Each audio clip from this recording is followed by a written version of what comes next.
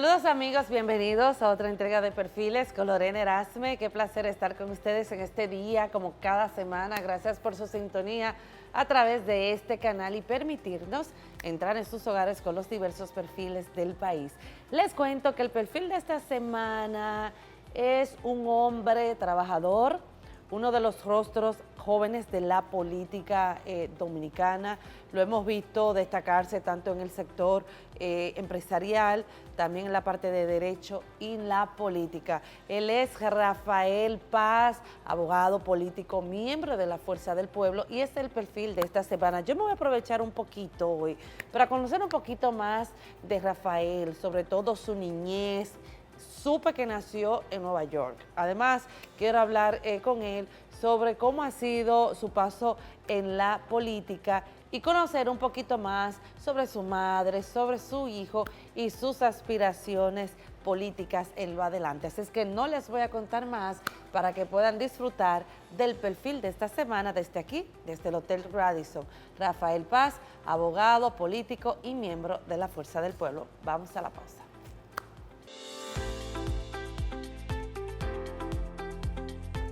Gracias por seguir en sintonía en Perfiles con Lorena Erasme, y el perfil de esta semana, como anuncié inicialmente, es uno de los jóvenes liderazgo en la política dominicana. Además de buen mozo, es uno de los jóvenes en la política que promete bastante. Rafael Paz, abogado, político, miembro de la Fuerza del Pueblo, a quien le doy la bienvenida a Perfiles. Lorena, qué placer y qué honor estar contigo aquí en Perfiles, de verdad que sí. Gracias a ti de verdad por estar aquí con nosotros. ¿Te puedo tutear? Oh, pero claro, tú eres mi amiga. Pero antes vamos a dar un brindis, Salud. Rafa, por tenerte aquí en Perfiles. Bienvenido. Gracias. Rafael, tú naciste un 7 de julio del año 1983 en los Estados Unidos. ¿Cómo así? Cuéntame de eso. Bueno, yo soy un dominicano, nacido en los Estados Unidos, de padre dominicano. Mis padres habían emigrado y trabajaban en los Estados Unidos. Entonces, yo nací en la ciudad de Nueva York. Mi madre se llama Violeta, mi papá se llama Rafael, igual que yo. Mi madre es una mujer extraordinaria, una gran trabajadora de toda la vida. Es un gran ejemplo para mí y es, digamos, con el tiempo me he dado cuenta que me parezco extraordinariamente a mi mamá. Sí. Sí, yo pensaba que yo me parecía más a mi papá, te lo juro. ¿Y por qué? Quizá tenía que ver con el hecho de que me crié con mi familia paterna en Monteplata, aunque yo nací allá a los 6 meses. Vine a la República Dominicana y crecí en la República Dominicana. Estudié en Monteplata y ahí crecí con mis abuelos paternos, que son y fueron, porque ya están en mejor vida, pero siempre estarán en mi corazón, dos seres maravillosos que me enseñaron el valor del respeto, del trabajo, de la disciplina, de la constancia, del sacrificio. Don Fello y Doña Miracoto. Wow. Y digamos que ahí se colocan mis raíces. Ok, tú eres hijo único. Yo soy hijo único de mi papá y mi mamá. Ajá. Pero tengo hermanos de padre y hermanos de madre. ¿Cuánto tienes? 2 hermanos de madre y un hermano de padre. Ok, tienes 3 hermanos. Tengo 3 hermanos. ¿Tú eres el mayor? No, yo soy el más pequeño. ¿Tú eres el más pequeño? Sí. Ok. ¿Y cómo fue esa niñez en Monteplata con tus abuelos? ¿Cómo fue? Mira, fue maravillosa. Yo fui un niño muy protegido. Sí, Sí, muy añoñado. Muy consentido. Sí. Pero al que también se le exigía mucho, sobre todo en la parte académica. Sí. Mi abuelo y mi abuela se dedicaron a transmitirme conocimiento y a hacerme una persona con una buena educación familiar y a transmitirme valores. Mi abuela era líder de la Iglesia Católica, como laica, ¿verdad? Y era empresaria, mi abuelo también. Cada uno tenía sus negocios. ¿De qué más o menos tenían los negocios? Mi abuela era comerciante y mi abuelo era un pequeño industrial. O sea, que tú naciste en una familia acomodada. Digamos que sí. Tú eres Popi.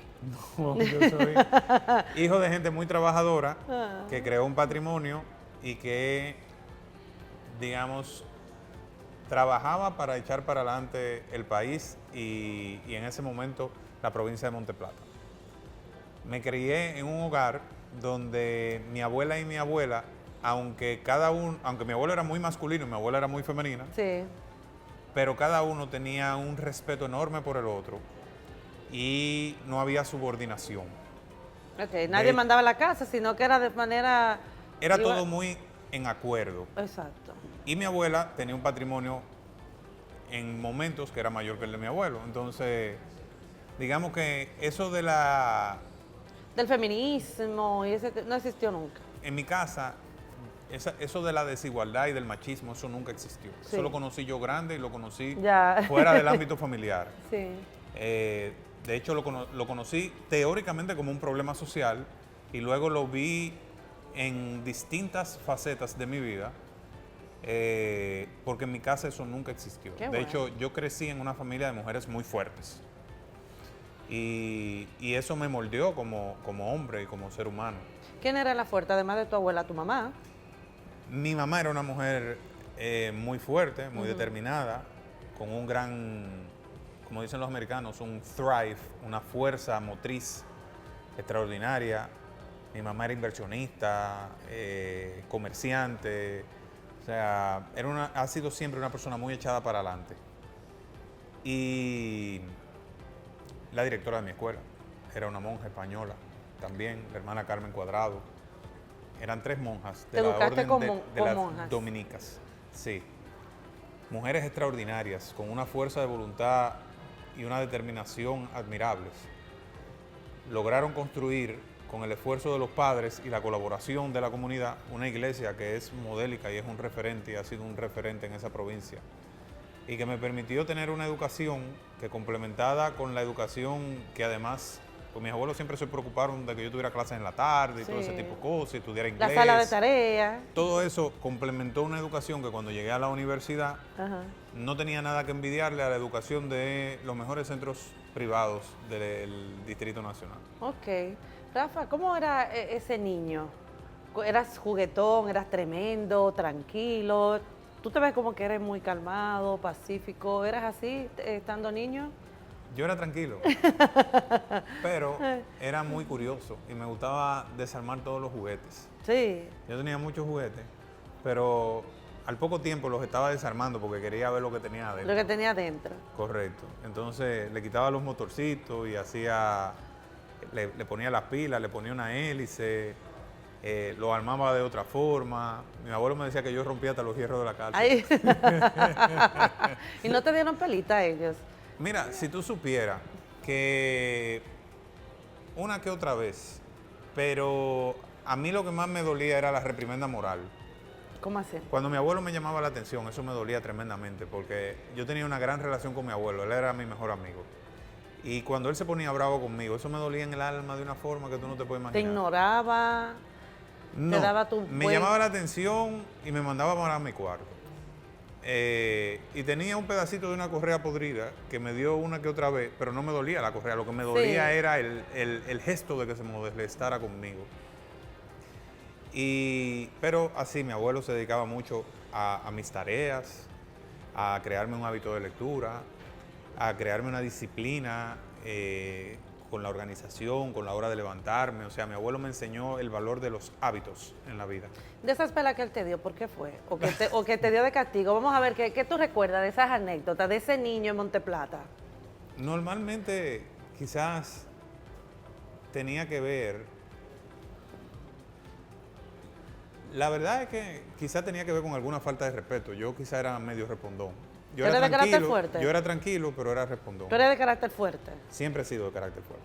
Yo no me sentía, pero tenía una vocación de debate Sí, tú le respondías. a cualquiera. Ujú. Y parece que una de esas pelas fue por eso, porque le respondiste, te pusiste de malcriado. Quizá tuvo que ver con eso, o quizá mi abuelo tenía también muchos temores con que yo me fuera, por ejemplo, si él tenía mucho temor de que me pasara algo. Entonces, los amiguitos míos se iban al campo a marotear. Exacto, que eso se Y ve quizás yo me injusto. fui escondido alguna que otra vez y eso le Le generó preocupaba, molestia exactamente. y quizá por eso. Fíjate que fueron tan pocas veces que yo ni siquiera recuerdo. ¿Te acuerdas? Sí recuerdo que una vez me dio un bofetón porque ¿En me la dejaron cara? hasta las 2 de la tarde en la escuela. Me dejaron, o sea, me retuvieron porque un profesor me acusó falsamente de faltarle el respeto. En una que yo estaba en la pizarra, los compañeros míos eran tremendos, entonces nos dábamos mucha cuerda y yo como que cogí la cuerda y le dije, ustedes sí son abusadores, y el profesor se lo cogió para él. Y el profesor dijo que yo le había dicho abusador a él. Y entonces me dejó hasta la 2 y cuando me fue a buscar, que el profesor le dijo que yo le había dicho abusador, mi abuelo sacó la mano y me dio ¡pum! Un Por la bofetón en la boca. boca. Ay. Ay. Ese es, digamos, el momento que más recuerdo. Pero después tuve una niñez, te lo puedo decir, llena de amor. Qué bueno. De mis tíos, de mis padres, de mis abuelos. O sea, me pongo a recordar y no hay un espacio de mi alma que no tenga recuerdos llenos de amor por parte de las personas que sabiamente me criaron y me guiaron durante mis primeros años. ¿Hasta qué edad estuviste viviendo con ellos? Mi abuelo murió cuando yo tenía 16 años o 15, ya yo me estaba graduando del bachillerato y a los pocos meses vine a la capital ya a estudiar a la universidad. A los pocos meses. ¿Y A los dejaste a pocos tu abuela meses. sola? Mi abuela se quedó allá y después mi abuela enfermó de cáncer y entonces se mudó aquí a la capital para sus tratamientos. Y aquí estábamos, bueno, ella vivía con una de mis tías y vivíamos en el mismo complejo, aunque Ok. yo vivía en un apartamento distinto. ¿Con tu madre? Yo vivía solo, Solo. sí. ¿Tu madre reside en Estados Unidos? Mi mamá residía en Estados Unidos, vivía aquí ya en ese momento, pero vivía en otro lado. Yo en ese momento ya vivía solo. Ya tú eres un hombrecito. Sí, yo desde los 19 años vivo solo. Ok. Por ejemplo, para ti, Rafael, ¿qué tan difícil fue, por ejemplo, la pérdida de tu abuelo? Porque estamos hablando de que él fue tu figura principal, paterna, aunque tú tenías a tu padre, pero él fungió en ese momento como tu padre. ¿Cómo fue para ti, siendo un adolescente que todavía quedaba muchas cosas por vivir, que tal vez lo necesitaba bastante? Mira, yo recuerdo una de esas vacaciones que me fui a Estados Unidos a estar con mi madre, que cuando regresé pregunté por mi abuelo. Entonces me dijeron, mira, tu abuelo está muy enfermo. Tuvieron que operarlo de emergencia y está allá en la casa y cuando tú lo encuentres lo vas a encontrar en recuperación. Te lo quiero decir para que no te Sorprendas. Entonces yo llegué muy preocupado, ¿no? Entonces me explicaron que lo habían operado porque lo que me dijeron en ese momento era que había tenido cáncer de próstata y estaba en tratamiento. Sí. Realmente era una combinación de cáncer de próstata y colon que ya le había hecho metástasis. Sí. En ese momento no me lo dijeron, pero en ese momento lo diagnosticaron, le dieron 1 año de vida. Wow. Yo tenía 10 años 10 años en ese momento. en ese momento. Pero gracias a Dios, él duró 5 años. 5 años más. Sí. Más. Y yo vi su proceso, digamos, de deterioro, de pérdida de facultades, de ser un hombre extremadamente fornido, que a los 80 años era capaz de cargar un bloque de hielo, porque él tenía una fábrica de hielo, y lo cargaba él mismo, tenía unos antebrazos así, enormes, a convertirse en un ancianito que dependía, digamos, de mi fuerza física para muchas cosas al final. Entonces cuando él se fue, yo lo que pensé fue que descansó y me dio un choque de realidad porque dije, a partir de este momento ya yo soy un hombre o debo ser un hombre. Con apenas 15 años. Claro, porque quien ha sido mi papá hasta ahora ya no está, entonces yo tengo que convertirme en un hombre.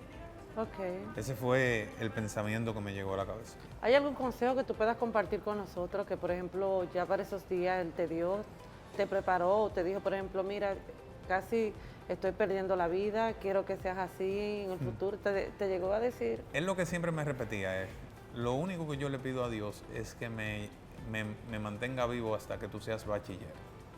Porque después que un hombre es bachiller o un hombre o una mujer es bachiller, puede valerse por sí mismo. Claro. Digo, obviamente, mi abuelo nació en el principio del siglo pasado. En aquel momento ser bachiller era ya, digamos, te colocaba en una posición, quizás hoy ser simplemente bachiller no es suficiente. Yo no solo soy licenciado, tengo una licenciatura universitaria, sino que además tengo varias maestrías. O sea, ya es distinto. Estamos mucho más formados que en aquel de entonces. Pero en ese momento te abría la vida, por ejemplo, sabías leer, escribir. Correcto, y te habilitaba casi para cualquier trabajo en la República Dominicana. Y además tú podías irte a la universidad y fraguar tu propio futuro ya como adulto. Exacto. Y eso él lo sabía. Exacto. Entonces, siempre me decía, la obligación está antes que la devoción. Siempre hay que cumplir primero la responsabilidad y después aquello que usted quiere hacer. Y como te dije, me preparó para tener hábitos en la vida y eso ha sido fundamental. Qué bueno. Antes de irnos a la pausa, ¿piensas en él, en esto, todavía? Tal vez cuando estás en tu casa tranquilo, cuando has logrado algo, un escalón a nivel político, personal, ¿piensas en él? En los dos, en mi abuelo y en mi abuela. En los dos. En los dos, sí. ¿Qué Ellos piensas? siempre están conmigo, siempre. Siempre. Y yo siempre trabajo para hacerlos sentir orgullosos. ¿Te gustaría ver que en estos momentos que tal vez estuvieran vivos y que ellos vieran el hombre en que te has convertido? Me hubiera gustado, sí. Sí. En una parte sí, en otra la política es dura. A mi abuelo no le gustaba la política. A mi abuelo lo nombraron síndico de Monteplata por decreto, Héctor García Godoy en el gobierno de transición, alcalde en aquel momento, y mi abuelo renunció porque decía que el nivel de corrupción que había en la administración municipal, que él no iba de acuerdo a lo que eran sus principios. Entonces prefirió renunciar que sumarse a lo que pasaba en ese ayuntamiento. Él apoyaba la democracia. Recuerdo que era seguidor del doctor José Francisco Peña Gómez, pero no se metía directamente en política. Era un apoyo como ciudadano y a distancia. Ok. Bueno, Rafael, vamos a una breve pausa y cuando retornemos vamos a seguir conociendo el hombre detrás del político. Vamos a la pausa.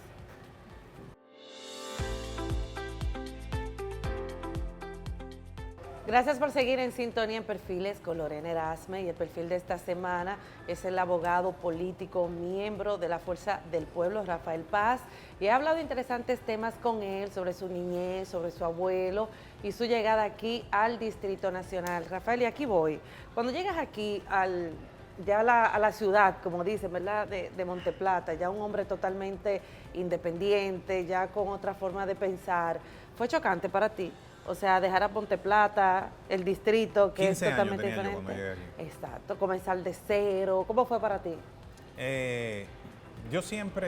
Nosotros siempre tuvimos casa aquí, por lo cual yo venía los fines de semana, venía en las vacaciones. No fue una transición tan extraña, ni mucho menos. Tenía amigos aquí, personas que conocía desde la infancia. Sí, lo difícil fue que cuando tú eres de un pueblo, de una provincia, digamos que tú tienes un posicionamiento en la sociedad. Y entonces aquí era diferente. Allá nosotros éramos los pajas, aquí era uno más. Entonces, una de las cosas que me fijé en la cabeza fue, yo tengo que replicar aquí en la capital lo que yo era en Monteplata. Lo que yo era en Monteplata. Y para hacerlo tengo que trabajar bien duro y tengo que destacarme. Lo primero que tengo que ser buen estudiante. Y me enfoqué en ser el mejor estudiante posible. ¿Ahí tú estudiaste Derecho? Yo estudié Derecho. ¿En dónde estudiaste? UNIBE. En UNIBE. En Ya, UNIBE. Ay, en aquel tiempo, UNIBE. Tú eres un popi. Y en aquel momento, la gente de la Pucamaima tenía un sentido de superioridad en la Facultad de Derecho y nos llamaban Unibonche. Y investigando, yo decía, pero ven acá, si nosotros tenemos tan buenos egresados, ¿por qué la gente de la Pucamaima percibe que su facultad es mejor que la nuestra? Y entonces me di cuenta que tenía que ver con un factor y eran las competencias internacionales. Okay. En las competencias internacionales la Pucamaima barría a UNIBE. Okay. Y me puse a indagar. me di cuenta de que ellos se preparaban bien porque tenían un comité de estudiantes de Derecho que se enfocaba en preparar bien a los equipos para ir a las competencias. Y nosotros no teníamos comité de estudiantes de Derecho. Se había intentado fundar como en 10 ocasiones y no se lograba. Entonces me fijé como meta formar el comité de estudiantes de Derecho de UNIBE. Y junto a un grupo de gente muy maravillosa, donde está un gran amigo, Yerick Pérez, que fue director de Major League, Elizabeth Mateo, la actual secretaria general del Ayuntamiento del Distrito, miembro de la Comisión Ejecutiva del PRM, un amigo llamado Guillermo Peña y otros, Liliana Pavón, que es fiscal,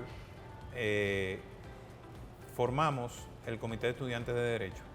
Entonces, yo me enfoqué en preparar a los equipos para las competencias internacionales. Y en mi último año le ganamos 5 de 6 competencias a la Pucamaima. Y nos fuimos a Costa Rica, nos fuimos a México.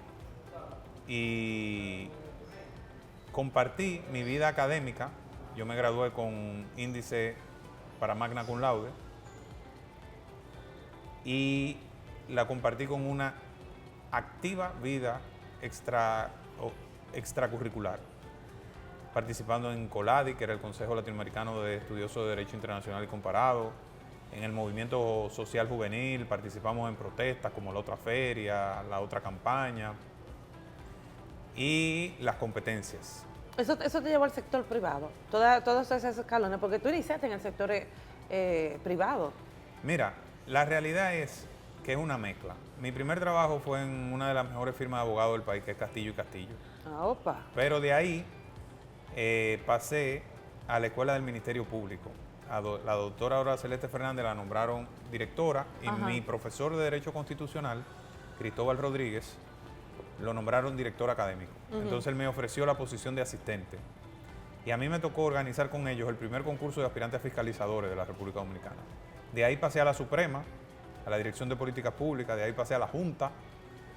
Cuando a la magistrada Aura Celeste la hicieron jueza de la Junta, yo fui su abogado ayudante y fui el primer secretario de la Escuela Nacional de Formación Electoral y del Estado Civil.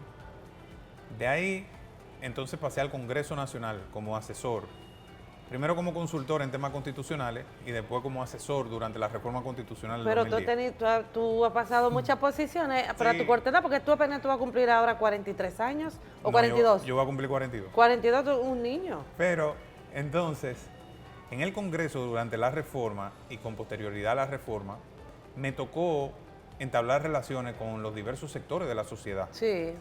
Dentro de ello, el sector empresarial. Cuando me fui fuera a estudiar mi maestría, entonces... ¿Cuál es tu maestría? Yo estudié Gobierno y Gerencia Pública y Comunicación Política en Washington y en Madrid. Okay. Entonces, cuando regresé, me ofrecieron una posición como director técnico del CONEP. Ay, entonces, a los 4 meses me hicieron director ejecutivo. Exacto. Y a los 30 años ya yo era el vicepresidente ejecutivo del CONEP. Te estoy hablando. Jovencito. Muy joven. Exigente, tengo entendido que eras. Sí, pero para bien, o sea, de manera positiva, pero exigente. Sí, me tocaron grandes responsabilidades muy joven. Me exigían mucho a mí y le exigían mucho a la gente que trabajaba conmigo. Siempre he sido muy orientado a resultados. Creo que al final lo que hablan son los resultados. Entonces, quizás en este país, donde la gente está acostumbrado al bulto, a la llanta y el movimiento, Exacto. cuando tú te enfocas en resultados, puede ser duro para algunas personas, pero al final se dan cuenta de que su trabajo tiene sentido y que provoca cambios positivos para ellos y para otros. ¿Tú eres exigente contigo mismo? Muy. ¿Por qué? Porque creo que es el camino hacia la excelencia.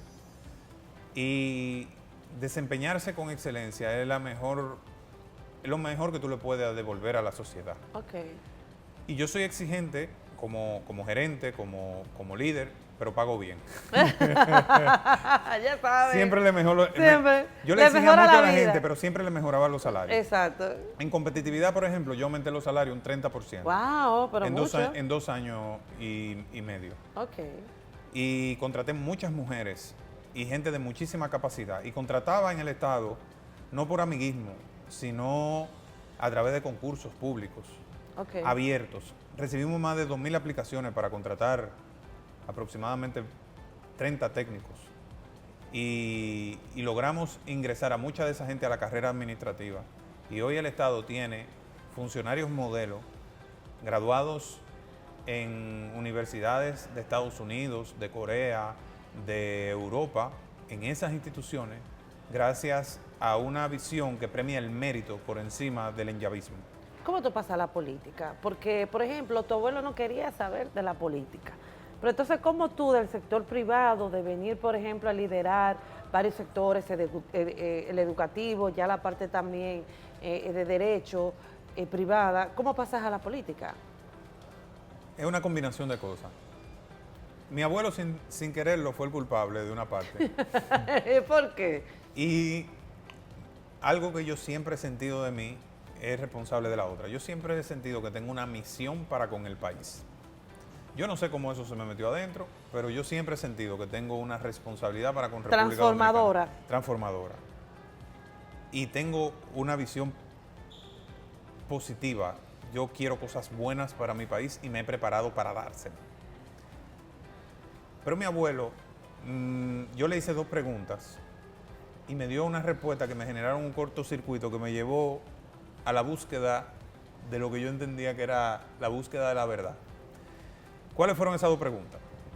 Un día yo le pregunté que por qué, yo le decía, papá, pero ¿por qué gente seria como tú y como Don Freddy, que era el dueño de la ferretería, no se meten a la política? Yo veía los discursos de Balaguer y veía los anuncios, Había los como un debates. Había gusanito como dentro de ti. Ajá. Yo te estoy hablando de cuando yo tenía 4 o 5 años. ¿eh? ¿4 o 5 años? Sí, sí, sí. O sea que tú siempre fuiste despierto, inquieto. Muy, muy, muy. Y él me dijo, mira, lo que pasa es que la política es para gente sinvergüenza. Ay, don, que usted ha hecho, mira el Espérate. político que se ha convertido su hijo. Y después yo le pregunté, tiempo después le digo, papá, ¿para qué hay un presidente?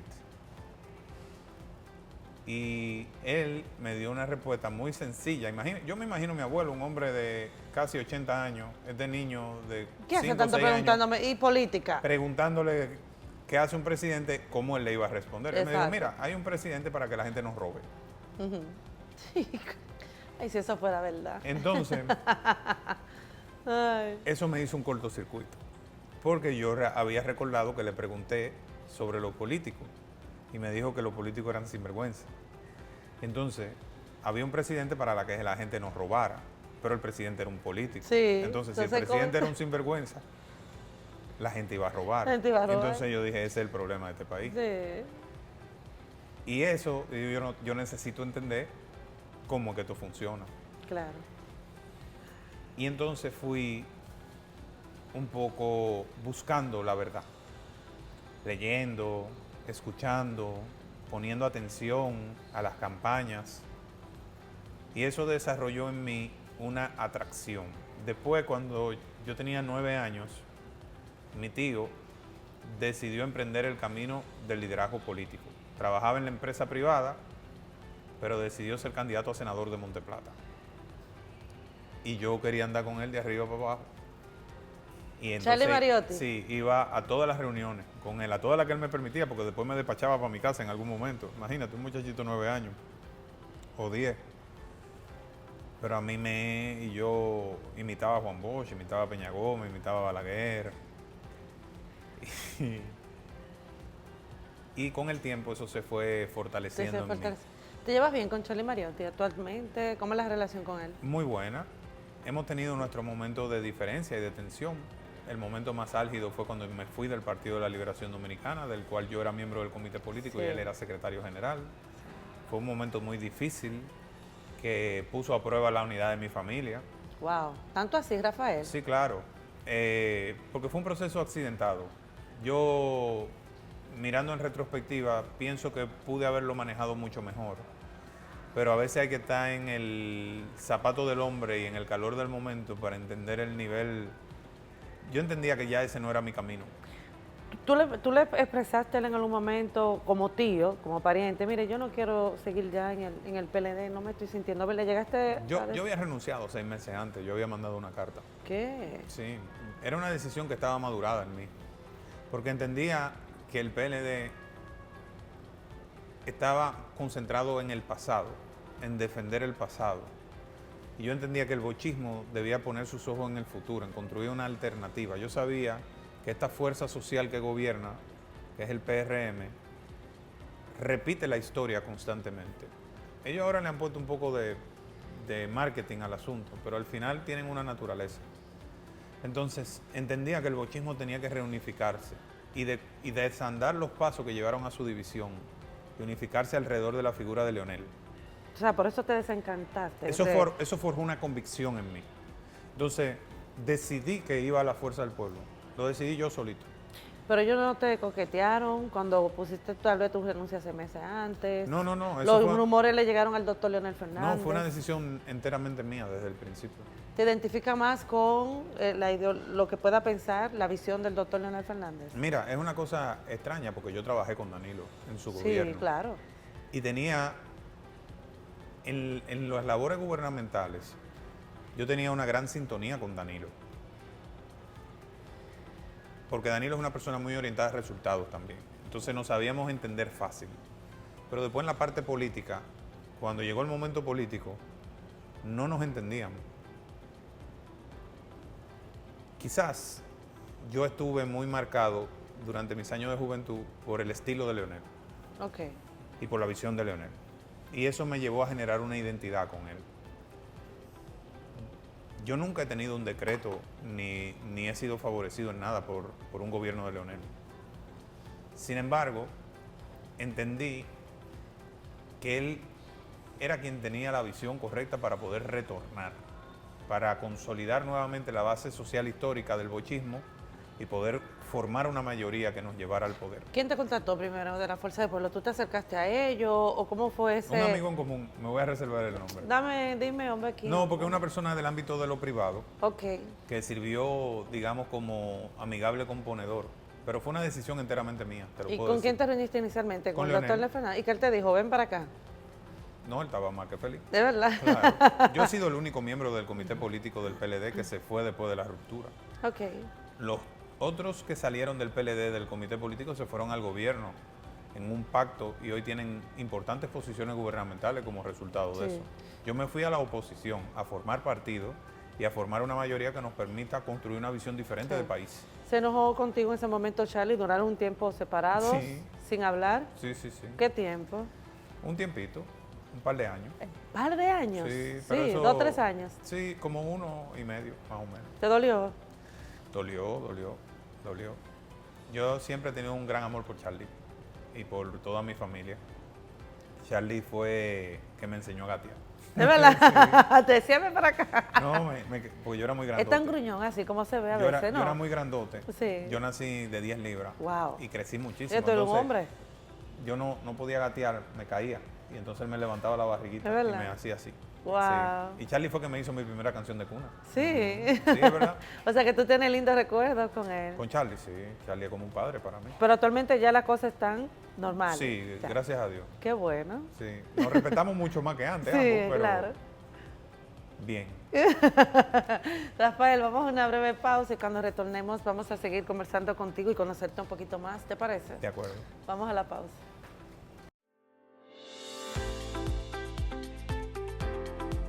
Gracias por seguir en sintonía en Perfiles con Lorena Erasme, y el perfil de esta semana es uno de los rostros políticos jóvenes a nivel nacional. Rafael Paz, con él he hablado de interesantes temas, he conocido un poquito más el hombre. En este bloque, Rafael, me gustaría ya hablar un poquito más de la parte política, darle continuidad a lo que comenzábamos en el bloque anterior, la fuerza del pueblo, llegar a la fuerza del pueblo, eso fue un boom. Rafael Paz, a la fuerza del pueblo, ¿cómo ha sido tu experiencia? Y cómo, por ejemplo, en este partido has tenido que comenzar, se puede decir, desde cero, de cierto modo, para tú tal vez mostrar tu liderazgo, tu vocación y de que tú realmente eres un político serio. Sí.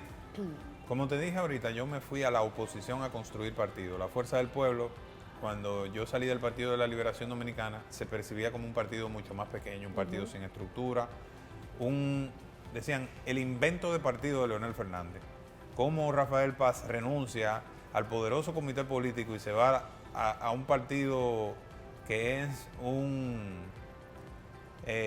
vamos a decir, un proyecto personal, con sucesor definido. Ese era el cuestionamiento. Yo decía, mira, quien está viendo las cosas así no está percibiendo el proceso dialéctico que está llevando a cabo la sociedad dominicana. Hay un proceso de transformación de las fuerzas políticas y estoy convencido de que la Fuerza del Pueblo será el continuador del bochismo histórico. Yo estaba convencido de eso. Y yo quería participar en el proceso de construcción de un partido. Creo que era una oportunidad histórica y estaba convencido de que aprender de Leonel, que es para mí el último de los grandes caudillos, era una oportunidad en el marco de la historia política dominicana. Yo compré un boleto en primera fila para aprender de Leonel. Obviamente llegué a un escenario donde, como es normal, la competencia, los celos, las zancadillas son el día a día. De eso no está exento la actividad política. Este no es un camino de rosas ni de algodones, es un camino de piedras y de espinas. Sí. Y el liderazgo implica tener bautismos de fuego. ¿Cómo bautismo de fuego? Claro, tú tienes que recibir en tu piel el calor del fuego para tú poder trascender y probar tu fortaleza y tu vocación de constancia. El liderazgo y la política no es para personas que se amilanen con pequeñas dificultades, que personalicen las cosas o que se depriman. La política es para personas que tienen la vocación de elevar su espíritu por encima de los intereses particulares y con determinación sacrificarse en función de una visión, de un propósito, de una causa. Entonces, digamos que mi paso por la Fuerza del Pueblo ha implicado un gran crecimiento, exponerme a situaciones que algunos quizás no soportarían. Ese tema de la candidatura a diputado fue una gran prueba para mí mismo, porque era una candidatura ganada. ¿Te la quitaron? Una sentencia de un tribunal sin una justificación válida me despojó de una candidatura que ya estaba ganada. Yo estaba marcando en primer lugar en todas las encuestas. Ya lo aceptaban todos los partidos, que el más votado de la capital íbamos a ser nosotros. Pero en esas cosas que ocurren en el sistema político dominicano, alguien por la puerta de atrás fabricó una sentencia que terminó despojando al partido de 2 plazas. La Fuerza del Pueblo terminó ganando una diputación, pudo haber ganado 2. Y así iba a quedar el escenario equilibrado en la principal plaza política del país, que es la circunscripción 1. 3 de la oposición y 3 del oficialismo. Por esa situación, el oficialismo logró 4 diputados y la oposición solamente 2. Fue un momento lamentable, pero yo lo veo como parte de las experiencias que te llevan a trascender. ¿Te han menospreciado en política? ¿Te han dicho, no, hombre, Rafael Paz no da para mucho? ¿Te han cuestionado como en esa parte? No, la apuesta conmigo ha sido que como yo he estado según ellos, yo estaba también en el sector privado, si me ponían trabas, yo iba a terminar renunciando, porque esto era como un hobby para mí.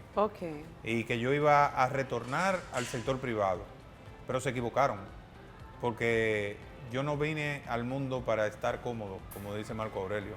Yo vine para cumplir con mi tarea de hombre. Rafael, mira, hay una situación actualmente en tu partido, y es que se está hablando de que si Omar debe de ir para el 28, si el doctor Leonel Fernández para el 28. ¿Qué tú consideras? ¿Cuál es tu posición? ¿Debe de ir Omar? ¿Debe de ir Leonel? ¿Ambos en un momento se pondrán de acuerdo, padre e hijo?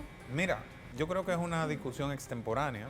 Eso tendremos que abordarlo cuando concluya el segundo congreso del partido. Tenemos que elegir las autoridades internas.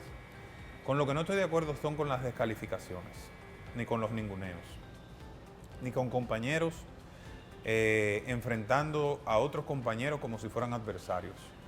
El secreto del éxito de nuestro partido será la unidad, la disciplina y el enfoque. La Fuerza del Pueblo no se puede dejar distraer por cuestiones que son falsos conflictos. Leonel y Omar son padre e hijo, son 2 grandes activos políticos del partido Fuerza del Pueblo. Entonces, tanto a Leonel como a Omar lo que hay es que cuidarlos, protegerlos, promoverlos, al igual que otros liderazgos del partido. Debe haber un sentido de hermandad y de solidaridad en esta causa que trasciende a personas. Yo creo que lo más importante que tenemos que entender los pueblistas es que nuestro principal activo al final es el partido, su institucionalidad y su fortaleza. Entonces, si nos ponemos a estar de niñatos, de chismosos o de ñoños, vamos a poder perder la gran oportunidad de conformar un bloque político y una fortaleza política que nos permita desplazar al PRM. El PRM no es un maíz, no es un partido que hay que subestimarlo. Sí. El PRM ha logrado acumular la mayor cantidad de poder en la historia democrática de la República Dominicana, y eso no fue jugando vitilla, eso fue con política. Entonces nosotros debemos dedicarnos a la política que tiene que ver con las prioridades de la gente, con el costo de la vida, con mejorar el sistema de salud, con mejorar el sistema de educación, con crear oportunidades para los jóvenes, con desarticular al crimen organizado que quita tantas oportunidades en el país y que daña a tanta gente, y demostrar que somos más inteligentes, que estamos mejor preparados, que tenemos mejor organización y que el pueblo puede confiar en nosotros para dirigir los destinos del país, que vamos a administrar con mayor eficiencia, transparencia y honestidad. Esa es la tarea nuestra. Ok. Rafael, tú sabes que tú eres uno de los políticos más hermosos, ¿verdad?, que hay aquí ahora mismo, ¿verdad que sí? Porque te lo han dicho. Te escriben mucho, las chicas te enamoran, con el respeto de mi querida compañera Michelle. Te enamoran mucho, te escriben. Háblanos un poquito de eso. Mira, eso me ha generado unos problemas muy graves últimamente. ¿Por qué? Porque uno de los Kennedy de la política dominicana. Ahora, algunas mujeres se han cogido con decir que yo les escribo, les hablo o las invito. Anda. Y la verdad es que es todo lo contrario. Sí. Es la realidad. Yo trato de mantenerme siempre en mi puesto y enfocado, pero ese tema me genera a veces problemas, te lo confieso. ¿Te enamora mucho? Es problemático. No, de verdad, te lo juro. O sea, yo no sé qué es lo que pasa, si es que yo comparto un perfil de político medio también, o sea, como soy figura de los medios, se combinan las dos cosas. Pero es todo un tema lidiar con eso. Yo por eso me mantengo en mi sitio y enfocado en la política. ¿Tú te cuidas mucho, Rafael? ¿Tú te cuidas mucho? ¿Se ve que sí? No, si tú supieras que no tanto. ¿Tu buena alimentación, tus ejercicios? Sí, eso sí. Yo te dije que mi abuelo me enseñó hábitos. Sí. Cosa que he reforzado en los últimos meses, años. Y es el tema de mantener una disciplina de ejercicio, de alimentarme de manera apropiada, de tratar de tener los mayores niveles de higiene posible. Creo que eso es respetarme a mí, respetar a los otros también. Tú eres malo. Claro. Entonces, digamos que yo me cuido lo suficiente como hombre, varón masculino. Que ¡qué bueno! Rafael, tu niño, tú tienes un hermoso bebé. Tú eres un padre muy apegado, cariñoso. Se ve que la luz de tus ojos. Mi cucú, mi David, mi príncipe, el amor de papá. La verdad que Dios me privilegió con un niño especial, con un corazón enorme, con una empatía poco antes vista por mí. David es un niño que no olvida un rostro y que no olvida un nombre. ¡Wow! ¡Qué bien! Que siempre tiene una sonrisa para todo el mundo y una palabra agradable. Es fuerte, es determinado. Le gusta elegir su ropa, sus zapatos, le gusta cambiar a los otros también. También, ponte esto. Ponte esto. Papá, esta camisa me gusta, ven, ponte esta y vamos a combinarnos. Ay, qué lindo. Sí, es coqueto. Salió a los abuelos, es medio enamorado. Tiene 8 años, pero... Es coquetón. Sí, es coquetón, muy coquetón. No sé si va a tener problemas. Tú vas a tener problemas. No, yo no, porque imagínate, uno lo que le cabe lo que le quede es apoyar a los hijos. ¿Quieres tener más hijos? Claro que sí, en su momento. Sí, en su momento. En su momento. ¿Cuánto te gustaría? No lo sé. Es algo que a mí no me gusta apresurar las cosas. Sí. Yo soy alguien... Ya yo he vivido mucho, Lorena. Ya yo me casé, ya yo tuve un hijo. Lamentablemente me divorcié y he aprendido a no tener prisas innecesarias en mi vida. ¿Te llevas bien con la madre del niño? Muy bien, sí, me llevo muy bien. Yo pienso que somos como hermanos. Qué bueno. Porque somos copadres de un niño maravilloso que tenemos que guiar hacia el éxito. Y ambos estamos muy conscientes de eso. ¿Estás enamorado? Lorena. Ay. ¿Qué tal? Bien, tranquilo, estoy tranquilo. Sí, muy Estoy tranquila. estoy Una tranquilito. hermosa, muy hermosa, una hermosa mujer y valiosa. Muy valiosa, muy valiosa. Te hago la pregunta porque lo hicieron público, por eso Sí, te claro. pregunto. Sí, pero quizá por conocer lo complicada que es la vida pública, Sí, he muy difícil. aprendido a- a ir reservando mi vida privada lo más que pueda. Obviamente, no es que vivo con cosas escondidas, pero Bajo prefiero... perfil, sí, guardártela para ti, vivir sí, para ti. Sí, pienso que es lo mejor. Tampoco tú puedes andar involucrando demasiado a la gente con tus cosas, con las cosas que son de tu vida privada. Tú sabes. No quiero que mi vida se convierta en una novela, tampoco. O sea, el otro día me preguntaban en una entrevista de que si me gustaba el sonido. Y yo le decía, hay cosas que yo no estoy... O sea, a mí me gusta la atención de la gente para las cosas que digo. Pero hay cosas que yo no estoy dispuesto a hacer en mi vida para llamar la atención. ¿Cómo qué, por ejemplo? ¿Qué tú dices? No, hasta ahí no llego.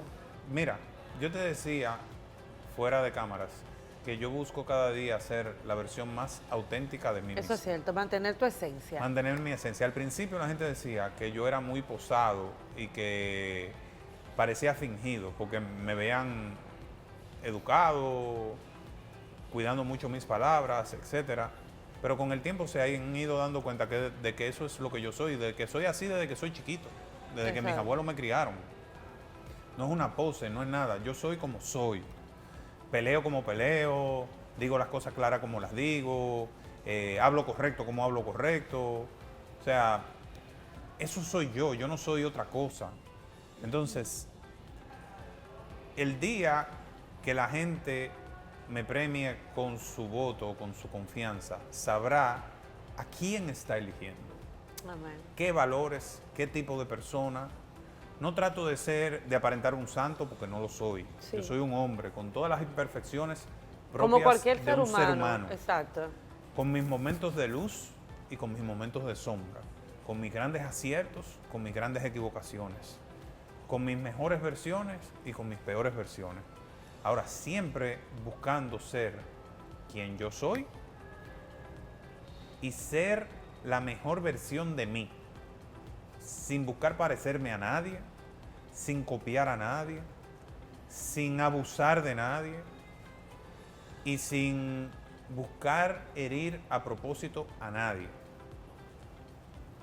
Hay mucha gente que ejerce la maldad Sí, en este mundo, mucha. que aplasta, que desconsidera, que depreda a otros, que se aprovecha. Y hay mucha gente muy herida. Y a ellos les digo, no se puede perder la esperanza. Así es. Siempre hay luz al final del camino. Y tenemos que aprender a ver el valor que hay en nosotros mismos. No para colocarnos por encima de nadie, sino para evitar que nosotros mismos nos coloquemos por debajo de alguien. Si Es no una mantener gran su valor, diferencia, eso sí es sino cierto. mantener más que amor propio, es tu identidad, aquello que te hace único y maravilloso en el mundo. Eso es cierto y que es innegociable. Rafael, ya para ir finalizando, ¿tú sueñas con ser presidente de la República? Yo sueño con una mejor República Dominicana y lo que yo tenga que hacer con aquello que Dios o el pueblo me premien, yo estaré decidido y presto. Yo no le pongo límites a mi futuro. Muchos de mis adversarios me han querido colocarme trabas y ponerme el pie porque temen eso que tú dices, que si tiene un éxito político o un logro se nos va a ir de las manos. Pero yo soy una persona muy consciente y muy clara de mis tiempos y los tiempos de Dios. Pero te estás preparando para eso. Yo me ¿Tú estoy sabes que eso se preparando, prepara? yo me estoy preparando para servirle a mi país desde la posición que sea. ¿Con qué tú sueñas ya para finalizar? Rafael Paz, ¿con qué sueña? Con una República Dominicana convertida en un país desarrollado, en que sea la potencia del Caribe, una economía que incluya a las personas, que desarrolle a su juventud y a su talento, que tenga familias fuertes, con salud, con educación digna para la gente, donde los servicios públicos le generen dignidad y ser pobre no sea tan gravoso como es aquí. donde la gente tenga valores, donde la sinvergüencería y la delincuencia no sean el camino más fácil para llegar al éxito, sino todo lo contrario. Y sueño con irme de esta vida dejando un legado y un nombre que llene de orgullo a los que vengan después de mí. Que el apellido Paz sea referencia de cosas bien hechas. He tenido días duros, he tenido que atravesar el camino de las brasas, como dicen, de piedras. Desierto, fuego. Mis pies han sangrado, pero han ido generando una corteza dura que me va a permitir dar buenos pasos a favor del país. O sea que tú no eres el Rafael Paz de 5 años atrás. No, soy una mejor versión. Mejor. Y le agradezco a Dios y sabe que sí, que así lo hago, porque lo he dicho y en privado y me lo digo a mí mismo. Le agradezco cada dificultad que se me ha puesto en el camino, porque el día que me toque, todo eso servirá para un propósito mayor. Amén. Para servir con humildad, con fortaleza y sin permitir que me chantajeen con nada. Amén. Bueno, Rafael, gracias por haber estado con nosotros. De verdad que ha sido una entrevista sumamente interesante, conocerte un poquito más. Y sé que eres uno de los rostros más refrescantes, preparado y de liderazgo en la política dominicana. O sea que yo te veo en cualquier escenario, siendo vicepresidente, presidente y cualquier otra aspiraciones políticas que deseas. O sea que eres brillante, trabajador e inteligente. Gracias, y buen mozo también. Gracias. Un mejor ingrediente. Con Dios por delante, tú vas a ver. Vienen grandes cosas para nosotros y para el país. Bueno, yo espero que Perfiles sea parte de cualquier anuncio que tú vayas a aspirar en ese sentido. Esta es tu casa. Gracias, Lorena. Lo agradezco mucho. Gracias a ti, Rafael, y a ustedes. Vamos a una breve pausa, retornamos en breve.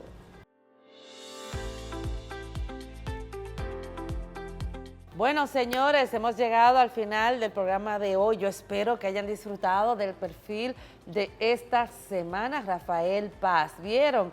Conocí un poquito más de él, nació en Nueva York, hablamos de su niñez, del amor que le tiene a este país, a su hijo y sobre todo sus aspiraciones en lo más adelante, que nadie sabe si lo podemos ver aspirando a la presidencia de la República, pero también en otro escenario donde el país lo necesite. Uno de los rostros, señores, más brillantes a nivel de la política, trabajador, honesto, preparado, Rafael Paz. Así que desde aquí le deseamos todos los éxitos desde cualquier plataforma que pueda aspirar y lograr en la política. Y a ustedes, señores, gracias por su sintonía como cada semana y permitirme entrar en sus hogares con los diversos perfiles del país, que desde aquí lo hacemos con tanto amor. Señores, hasta la próxima semana. Bye bye.